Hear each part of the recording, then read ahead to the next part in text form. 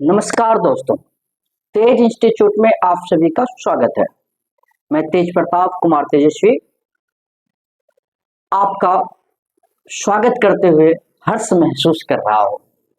जैसा कि आप सभी जानते हैं, यूजीसी नेट जेआरएफ के हिंदी साहित्य के पाठ्यक्रम के 10वें इकाई अन्य गद्य विधा के अंतर्गत मुक्तिबोध गजानन माधव मुक्तिबोध की एक साहित्यिक की डायरी हम सभी को पढ़ना है। हम सभी आज उसी पर बातचीत करने के लिए उपस्थित हुए हैं। जैसा कि आप जानते हैं, गजानन माधव मुक्तिबोध की जब भी कलम चलती है तो वे गंभीर बहसों को हमारे सामने प्रस्तुत करती है, या आप ऐसे कह सकते हैं कि गजानन माधव मुक्तिबोध एक ऐसे आलोचक, कवि और कवि, आलोचक एवं विचारक हैं जिन्होंने जिस विषय को अपने लेखन का आधार बनाया उस पर गंभीर चिंतन के, चाहे वो कमायनी एक पुनर्विचार की बात हो, अथवा एक साहित्यिक की डायरी हो, अथवा नेमिचंद्र जैन को मुक्तिबोध के द्वारा लिखे गए पत्र हो, या कविताओं का क्षेत्र हो। इन तमाम क्षेत्रों में गजानन माधव मुक्तिबोध एक गंभीर विचारक, गंभीर चिंतक और गंभीर आलोचक और संघर्षशील व्यक्ति के रूप में हमारे सामने प्रस्तुत होते हैं। आज का जो बातचीत का विषय है, आप जब एक साहित्यिक की डायरी पलटेंगे तो आप देखेंगे कि एक साहित्यिक की डायरी के जो है भारतीय ज्ञानपीठ से प्रकाशित हुई है, और श्रीकांत वर्मा ने इनके लिए 2 शब्द लिखा है, और 2 शब्द लिखते हुए उन्होंने कहा कि एक साहित्यिक की डायरी के पहले संस्करण की पांडुलिपि मार्च 1964 में भोपाल में मुक्तिबोध जी ने मुझे सौंपी थी, और वह जिस रूप में चाहते थे उसी रूप में वह प्रकाशित हुई। उस पांडुलिपि में कुटुआन और काव्य सत्य और कलाकार की व्यक्तिगत ईमानदारी शीर्षक किस्तें नहीं थे, और फलस्वरूप वे पहले संस्करण में नहीं है। तो इस बातचीत से जो बात स्पष्ट होकर निकल रही है, एक बात तो यह कि यह पांडुलिपि जो है श्रीकांत वर्मा को 1964 में सौंपी गई थी, और सौंपने वाले गजानन माधव मुक्तिबोध थे। दूसरी बात,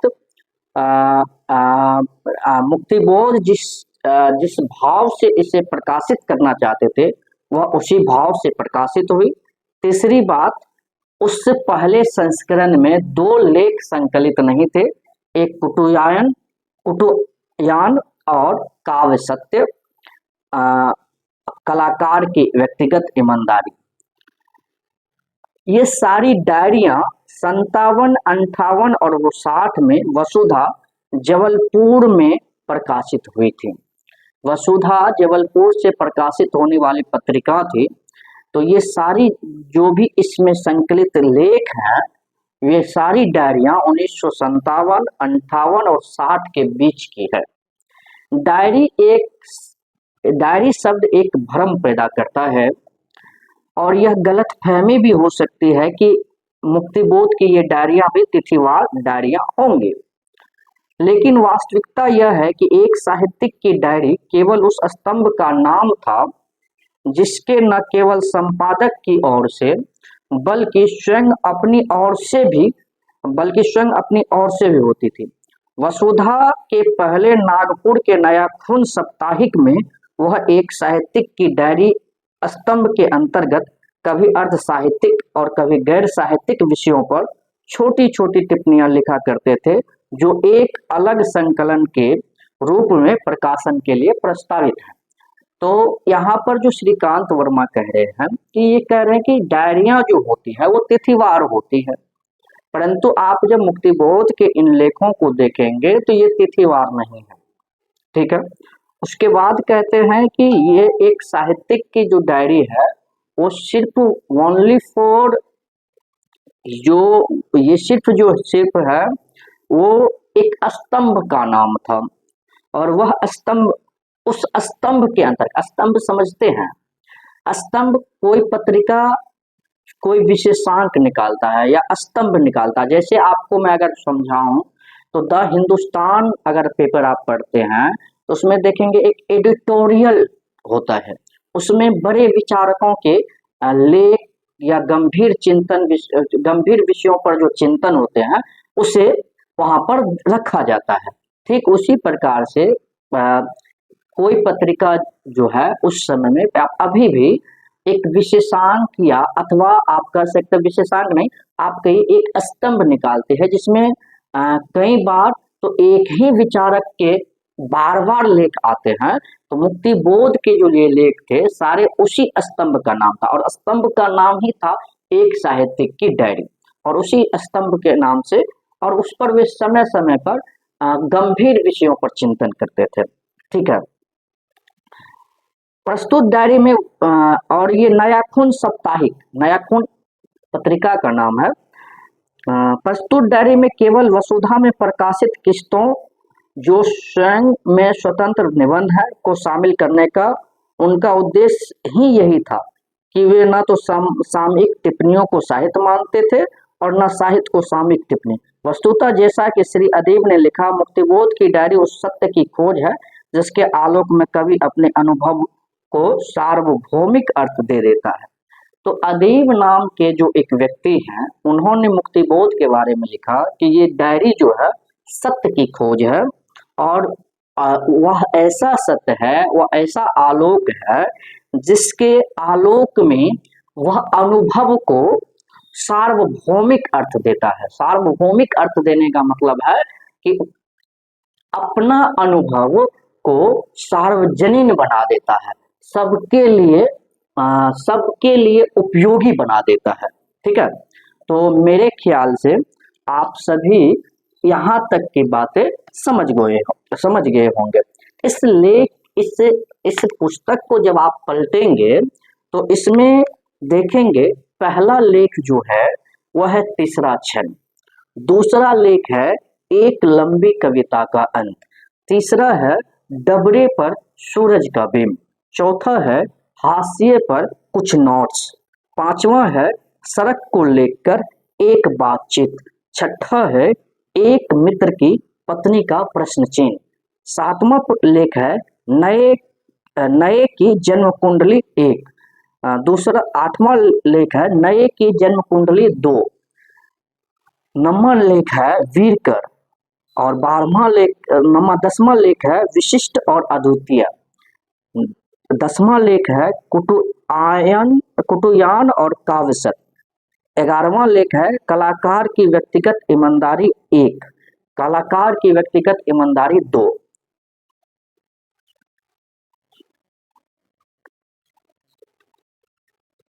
तो आप देखेंगे कि इसमें कुल मिलाकर के एक लेख ये भी है हाशिए पर कुछ नोट्स, तो इसमें कुल मिलाकर के 13 लेखों का संकलन है। इसमें पहला लेख जो है वह लेख है तीसरा क्षण, और तीसरा क्षण कविता को लेकर या रचना की प्रक्रिया को लेकर या कविता कैसे प्रस्फुटित होती है या उनको लेकर के विचार विमर्श किया गया है। और मुक्तिबोध की अपनी एक शैली है, और उस शैली के अंतर्गत ही मुक्तिबोध हमेशा अपनी बात रखते हैं। हम जानते हैं कि कोई भी कथाकार जो है या कोई भी जो लेखक या समीक्षक है, वह कठिन से कठिन वस्तु को समझाने के लिए लौकिक उदाहरण का सहारा लेते हैं या लौकिक पात्र का निर्माण करते हैं। ठीक उसी प्रकार से जब आप इस लेख से गुजरेंगे तो आप देखेंगे गजानन माधव मुक्तिबोध ने एक पात्र गढ़ा है और उस पात्र का नाम है केशव, और उन्हें अपना मित्र कहा है, और ऐसा मित्र कहा है जिससे वह गंभीर विचार विमर्श कर सकता है। जैसे पहला पैराग्राफ ही आप अगर इस पर ध्यान देंगे तो आप पाएंगे कि कहते हैं वे कि आज से कोई 20 साल पहले की बात है, मेरा एक मित्र केशव और मैं दोनों जंगल जंगल घूमने जाया करते थे। पहाड़ पहाड़ चढ़ा करते, नदी नदी पार किया करते। केशव मेरे जैसा ही 15 वर्ष का बालक था, किंतु वह मुझे बहुत ही रहस्यपूर्ण मालूम होता। उसका रहस्य बड़ा ही अजीब था। उस रहस्य के से मैं भीतर ही भीतर बहुत आतंकित रहता। तो आपने देखा कि केशव नाम का एक मित्र है और उससे उनका जो है बचपन का वो मित्र है, 20 साल का मित्र है, और 20 साल पहले के अपने स्मृतियों के 20 साल पहले जाते हैं वे। उस समय में 15 वर्ष का लड़का होता है केशव, और एक मित्र गढ़ते हैं जिससे अपनी महत्वपूर्ण बातें हुए कह सके। तो आपने देखा कि मित्र कैसा है उनका, जिनके साथ वे जंगल जंगल घुमा करते थे, पहाड़ों पर चढ़ा करते थे, और उसके साथ साथ उनका व्यक्तित्व जो था रहस्यमय था और वह अजीब लड़का था।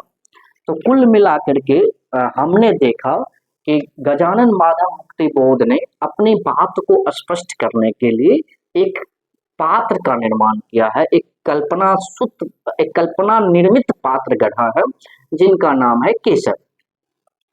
आप देखेंगे गजानन माधव मुक्तिबोध की एक शैली है, वे साधारण सी बातों को उठा करके गंभीर बना देते हैं। आप इसी क्रम में जब आगे बढ़ेंगे तो वे कहते हैं कि केशव का जो व्यक्तित्व था वो अस्थिर था, पाषाण मूर्ति के समान था। उसके बाद कहते हैं कि मुझे लगता है कि भूमि के गर्भ में कोई प्राचीन सरोवर है, उसके किनारे पर डरावने घाट, आतंककारी देव मूर्तियां और रहस्यपूर्ण गर्भ कक्षों वाले पुराने मंदिर है। इतिहास ने इन सब को दबा दिया। मिट्टी की तह पर तह, परतों पर परतें, चट्टानों पर चट्टानें छा गईं। सारा दृश्य भूमि में गर गया, अदृश्य हो गया, और उसके स्थान पर यूकेलिप्टस के नए विलायती पेड़ लगा दिए, बंगले बना दिए गए। चमकदार कपड़े पहने हुए खूबसूरत लड़कियां घूमने लगी और उन्हीं किन्हीं बंगलों में रहने लगा मेरा मित्र केशव, जिसने शायद पिछले जन्म में या उसके भी पूर्व के जन्म में उसी भूमि गर्भस्थ सरोवर का जल पिया होगा, वहां विचरण किया होगा। अब इस वाक्य को आप समझने के लिए मुक्तिबोध की जो इतिहास बोध है उसको समझना पड़ेगा, और उसके साथ साथ आप इस चीज से अवगत होइए कि मुझे मुक्तिबोध कहते हैं कि भूमि के गर्भ में यह जो भूमि है, यह जो धरती है, यह जो वसुंधरा है, इसके गर्भ में कहीं न कहीं प्राचीन सरोवर है। अब आप प्राचीन सरोवर, आप जब सभ्यता के विकास की कहानी को पढ़ेंगे तो आप पाएंगे कि सिंधु घाटी सभ्यता थी, सिंधु नदी बहते थे और वो जमीन के अंदर से बहते थे। तो कहने का मतलब क्या है कि आप इसे सभ्यता के इस टिप्पणी को सभ्यता के विकास की कहानी की भी टिप्पणी मान सकते हैं। दूसरी बात क्या कि उसके किनारे पर डरावने घाट हैं। अब घाट जो है वो संस्कृति का प्रतीक है। आतंककारी देव मूर्तियां कैसी है तो आतंककारी है। देव मूर्तियां जहां पर आ जाती है तो हमें धार्मिक स्थिति का पता चलता है, धार्मिक वातावरण का पता चलता है। और रहस्यपूर्ण गर्भ कक्षों वाले पुराने मंदिर।